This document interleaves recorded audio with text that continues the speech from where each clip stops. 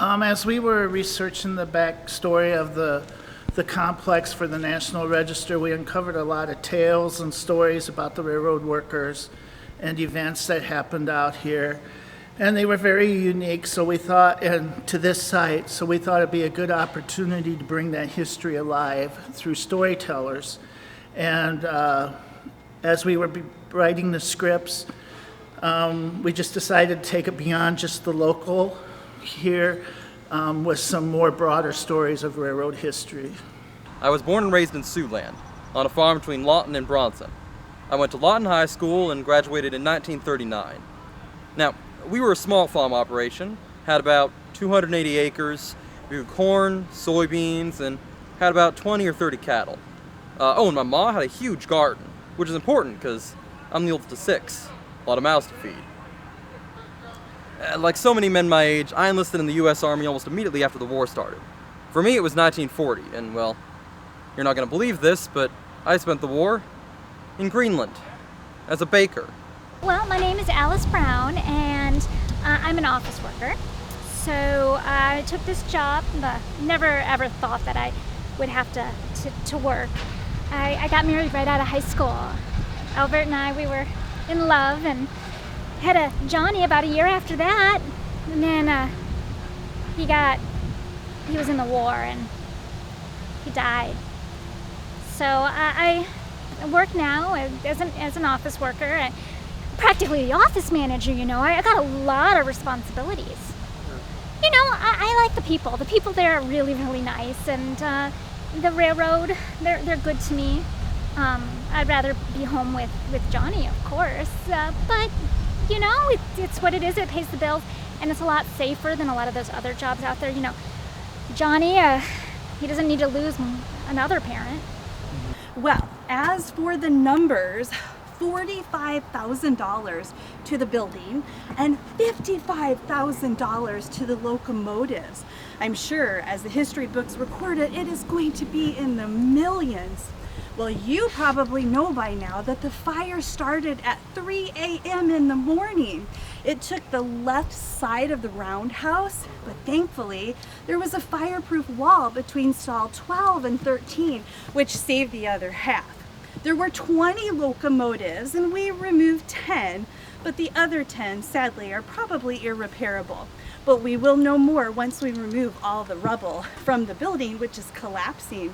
Well, my character is P.B. Miller, and he or she, obviously I'm the female counterpart, is based off of a real person, P.B. Miller, who was a foreman here back in 1925, and we're discussing the fire that happened on the roundhouse. And so my character in my part is actually the accountant. So. I'm actually in real life like a costumer and a fashion designer, so I work with a lot of reenactors, and so I'm used to finding costumes and things that go, you know, with their characters, or researching, you know, historical figures.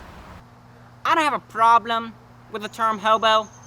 Some people think it's like a romantic thing, but it takes some thinking and planning to ride the rails and stay one step ahead of the railroad police, or as we like to call them, the bulls. You know, I had a job in a textile factory in Chicago. Got it when I turned 16. I wasn't much for school. Besides, my folk needed me to help with the rent expenses. I heard about people who were train hoppers. Could find work just by showing up in a town. I didn't have anything to time in Chicago, so I thought, why not? Thought about not even telling my parents about it, but I didn't want them worrying about me. It was only when my 3 older brothers went out on their own when I packed my bags and went out to the rail yard. When I got there, I hid in the shadows and walked around a bit until I found an empty boxcar. I jumped in, slid the door shut, and crushed myself into the side of the wall. The Railroad Museum does have a bit of history in our family. My Zadie particularly loves trains, so we would come out here pretty often with Zadie, and well, I just decided I'd do it, you know? It sounds fun, and it technically would be my first official acting gig. Paid acting gig. Because I did a lot of work in the community theater. Never got any big roles. I mean, I also did acting in my school's theater department, but it's just really nice to be part of this, and especially being the pioneer of the thing. Just thought I would do it, you know? The Railroad Museum means a lot. What I like about acting is that I can just enter the mind of someone new, someone interesting, a new perspective, a new life, a scenario that I would never experience myself. On a whim, I applied at the Milwaukee Railroad. I'd heard that they like to hire guys who serve their country. I got this job as a fire knocker. I wasn't sure what that meant, but I was thrilled to be earning money. Helen and me were looking forward to starting a family. So my first day of work, which was January 2nd of 1919, I learned that I would be clearing ashes and coal from incoming locomotives to prevent something from catching fire in the roundhouse. Fire knocker was a hellish job offered by the railroad companies. After a train completed its run, it would be parked in the rail yard. The fire knockers would then clear the engine of fire and cinders over an 18-foot cinder pit in the yard.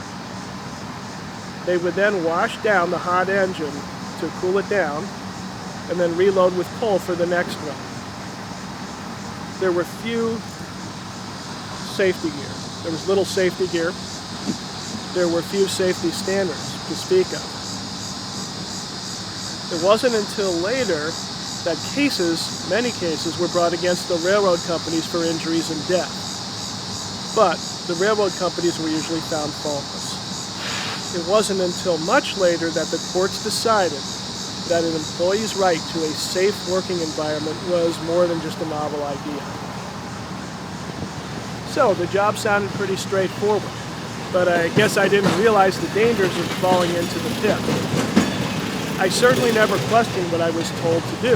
That's the way it worked in the military. Well, I did happen to slip and fall in. I didn't have on any safety gear, and there was really nothing to grab onto. Ironic that I survived a World War I bullet, but drowned in a coal slurry on my first day at work.